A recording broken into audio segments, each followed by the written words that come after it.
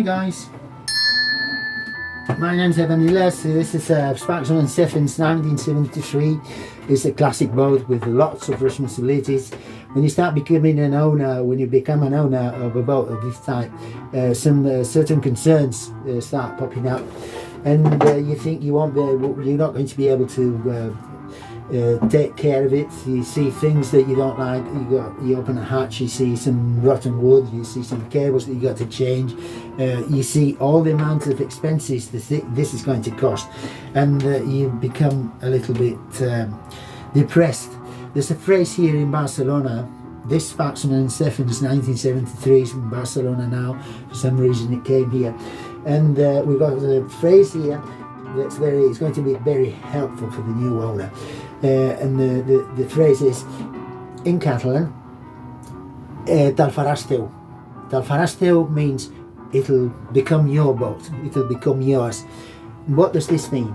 Don't worry, don't be in a hurry, don't stress yourself. Little by little, open hatches, some pull wires, pull tubes, have a look at the sails, go up the mast, and little by little, day by day, hour by hour, you start solving all the problems, and it'll end up being your boat.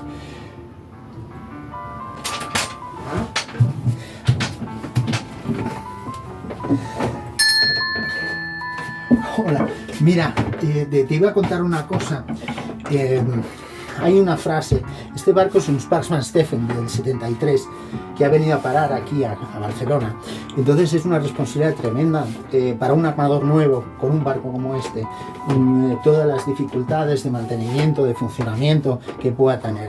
Entonces al principio es súper estresante, incluso puedes llegar a pensar, oye, no quiero este barco, lo quiero regalar, me quiero deshacer de esto porque es una situación súper complicada para mí. Hay una frase que te puedes utilizar y es muy provechosa, que es una frase en catalán, que es de aquí de Cataluña, de hace muchos años atrás, que es ja te'l faràs teu. Quiere decir, ya te lo harás tuyo. Hacértelo tuyo quiere decir, mueve cosas, levanta pañoles, estira cables, coge tuberías, mueve las cosas, y poco a poco será tu barco. Lo conocerás a fondo y se te quitará el estrés. Pero la frase de entrada, si crees en ella, va a ser la medicina para que te dé valor a seguir con el barco y ser responsable de un clásico tan maravilloso como este, un Sparksman Steffens del 73, que te puede dar muchísima felicidad.